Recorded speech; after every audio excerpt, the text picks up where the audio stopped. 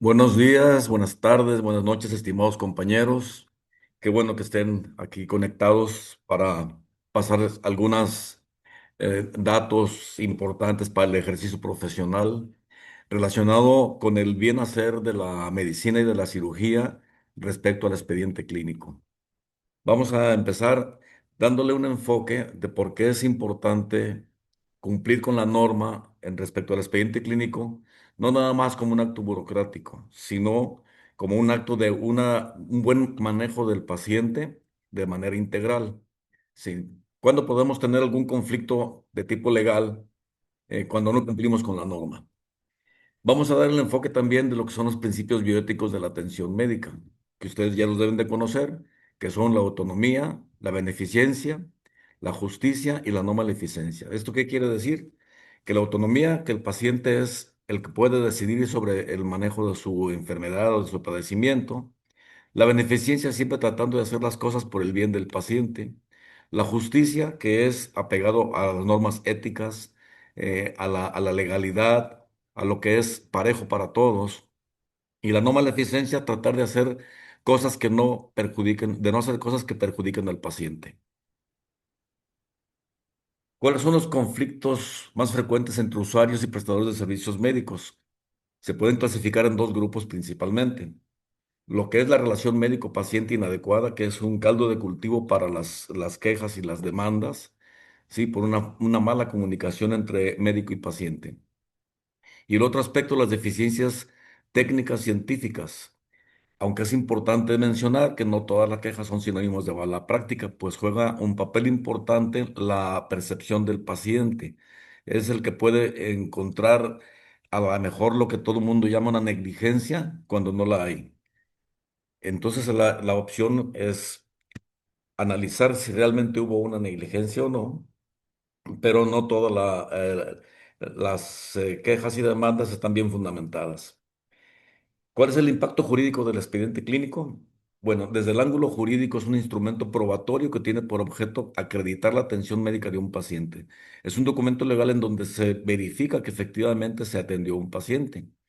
Y desde el ángulo de vista procesal es una prueba documental. ¿Por qué? Porque está formada por documentos que pueden ser como en la antigüedad, diríamos así, es en puros papeles, pero también puede ser electrónico, magnético, magneto-óptico, las radiografías, todo ese tipo de material forman parte del expediente clínico. Entonces, es una prueba documental. Se llama preconstituida porque se hace con la intención de dar un manejo integral a nuestro paciente, no con fines de utilizarse en un conflicto médico legal.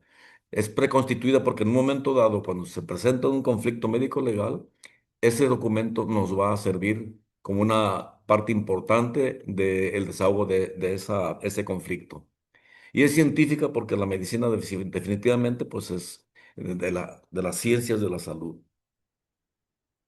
¿Cuál es el objetivo del expediente clínico? Creo que todos lo conocemos, todos sabemos para qué es un expediente clínico, pero vale la pena recordar. Ahí se registran todos los elementos esenciales para el estudio clínico racional y completo del paciente para dar una atención oportuna a los problemas de salud. ¿Esto qué quiere decir? Bueno, si no tenemos registro, no sabemos qué pasa con el paciente, sobre todo en los hospitales donde hay diferentes turnos. La mejor manera de comunicarse es a través del expediente clínico, para estar todos enterados qué es lo que pasa con el paciente, qué requiere, qué pendientes tiene. Entonces, nos permite la adecuada comunicación interpersonal y la interacción entre el equipo de salud. Puede ser entre los diferentes especialistas, las diferentes categorías. Al tener una adecuada comunicación, damos continuidad al seguimiento de ese paciente, lo que hace que mejoremos la toma de decisiones para aumentar, obviamente, la seguridad del paciente. Entonces, es una evidencia de la atención otorgada con oportunidad, con calidad, con apego a la lex artis y a los inconvenientes que afectan la atención médica. ¿Cuál es la lex artis? Posiblemente ya ustedes hayan escuchado esa palabra. Es la ley del arte, es lo que se debe de hacer de acuerdo a las enseñanzas, a la literatura médica oficial, sí, a los aprendizajes en el hospital, pero aprendizajes basados en la ciencia también. ¿Y cuáles inconvenientes pueden afectar la atención médica? Bueno, pues cuando no tenemos el recurso, cuando no tenemos una ambulancia, cuando no tenemos un recurso diagnóstico, son inconvenientes que pueden afectar la atención médica, que definitivamente se verá de quién es responsabilidad cuando falta algo de eso. Ante una posible demanda es muy importante mencionar. Muchas veces ponemos notas con tendencia a defendernos, pero a veces una nota de enfermería, de trabajo social, una observación de un becario, un interno, un residente, resultan la clave en la investigación ministerial respecto al acto médico y puede ser lo que dé una luz acerca de la verdad. Esto es porque se hace análisis con información cruzada. Cuando se está analizando un expediente a través de un dictamen, se pide la declaración del involucrado, de los que participaron en ese acto médico, y se compara lo que dice uno y lo que dice otro. Por eso se llama información cruzada. Entonces, no es garantía que el no escribir algo en el expediente nos pueda servir para ocultar algo que pudo haber pasado. Y el objeto primordial de la elaboración del expediente clínico no es la defensa del personal de salud. Muchas veces se ponen notas excesivas, se piden exámenes de laboratorio no necesarios, solamente para protegerse de que no vaya a tener uno una queja en contra. Esto sería como pretender realizar un acto ilícito, como robar, matar a alguien, y se planearan cuidadosamente los detalles para evitar ser descubierto. Entonces, el expediente clínico no se hace para defenderse, se hace para hacer una buena medicina y tener un buen registro de los datos del paciente, y así poder dar una atención oportuna y de calidad. Algunos dicen, bueno, si no anoto nada, pues no me involucro. A veces le piden a uno opinión en el pasillo o una opinión así junto al paciente, pero que no es el paciente de uno. Entonces uno puede dar una opinión, pero no lo escribe en el expediente. Entonces dice uno, bueno, si no lo anoto, pues no me involucro, pero es un error. El agente del Ministerio Público, para integrar su investigación, se sirve de la declaración de la víctima o el ofendido, las pruebas testimoniales de involucrados y relacionados, las pruebas documentales del expediente clínico, peritajes, etcétera, y la inspección judicial. Entonces, como ven, hay varios recursos que la autoridad puede utilizar para llegar a la verdad. Entonces, aunque no haya uno escrito nada en el expediente, si está uno involucrado, va a salir a la luz. Entonces, pues la fuente de información documental que se emplea para analizar la calidad de la atención médica es el expediente clínico. De eso no hay duda, porque de otra manera no se puede analizar todo el proceso de atención médica. El expediente clínico debe reflejar el proceso de atención médica en forma clara y apegada a la norma oficial mexicana que todos deben de conocer. La norma 004 SCA 3 2012 que pueden consultar en el internet para que tengan en mente siempre los aspectos más importantes de nuestra atención que se va a plasmar en el expediente clínico. La norma del expediente clínico es una guía que permite que el proceso de atención médica se actúe con apego a la ley y es la base para evaluar la calidad de la atención médica. El expediente clínico puede ser el más fiel de los amigos y siempre lo decimos en nuestras presentaciones. Puede ser el más fiel de los amigos o el más cruel de los enemigos, porque en un momento dado, lo que está escrito o lo que no está escrito puede ayudarnos o puede hundirnos en un proceso legal. Desde el punto de vista legal, pues lo que no está anotado no se hizo. Ya dijimos que si ya la autoridad investiga con los demás involucrados, con los testigos, y se llega a otra conclusión, bueno, no necesariamente tiene que estar escrito porque, por ejemplo, cuando hay un paro cardíaco, pues nadie se pone a escribir cuando está uno atendiendo al paciente, ¿sí? Las notas se hacen después y puede haber algo que se omita, pero los testigos van a decir que efectivamente era una situación de urgencia, por lo cual se omitió escribir alguna cosa en el expediente. Entonces, como ven, hay algunas circunstancias que está justificado no haber escrito algo.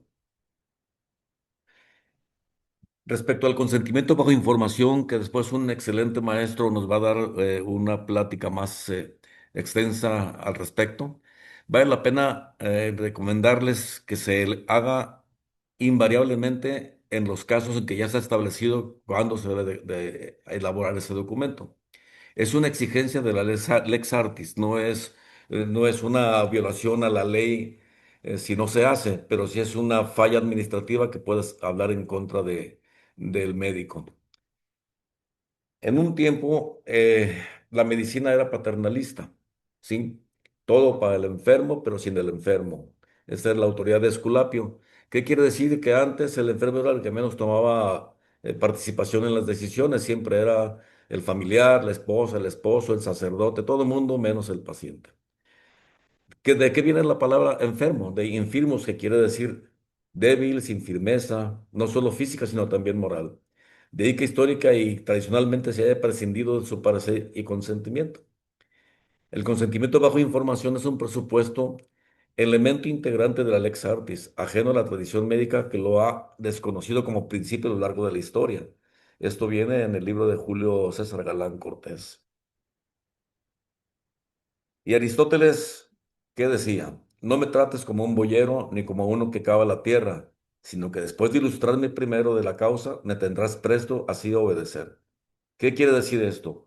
Que si me pides que yo haga algo y no me informas primero de qué se trata y qué es lo que debo de hacer, entonces no puedo yo hacerlo hasta que no me ilustres, hasta que no me expliques bien. Esto es la base del consentimiento bajo información, que no es un acto burocrático, no es de interés administrativo, no es de utilidad solamente para la institución, puede servir para la calidad de la atención, para analizar la calidad de la atención, pero es importante que es más de utilidad para el médico y para el paciente.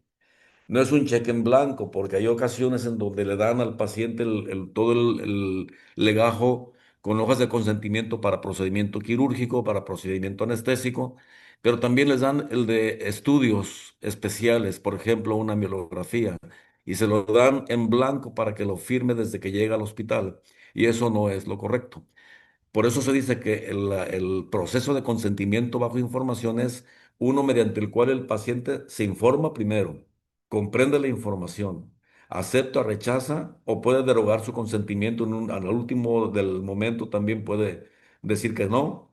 Y es la legitimación del acto médico, es como un contrato.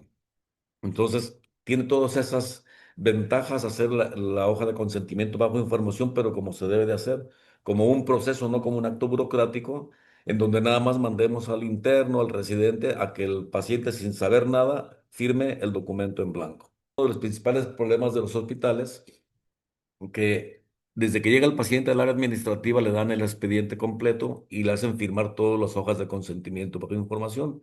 Y esto ya se lo hemos dicho a los directivos de algunos hospitales, que no es un proceso adecuado. Al paciente le deben de dar los documentos administrativos para que los firme, lo que si es un hospital particular, pues la responsiva de pago, etcétera. Pero las hojas de consentimiento deben ser firmadas con el médico tratante o el anestesiólogo para que sea el momento de explicarle qué se le va a hacer y que el paciente, como dice la norma, sea informado primero. Bueno, ¿cuáles son los elementos básicos de lo que es la atención médica de calidad? La calidad, su concepto o el significado puede ser variado dependiendo de quien lo vea. Dice, el tratamiento que proporciona el médico o cualquier otro profesional a un episodio de enfermedad claramente definido en un paciente dado es lo que se llama atención médica. Pero ¿cuál es la calidad? ¿Cuáles son los conceptos de calidad? Para evaluar la calidad de la atención médica, pues primero es necesario definir el significado de lo que es calidad misma.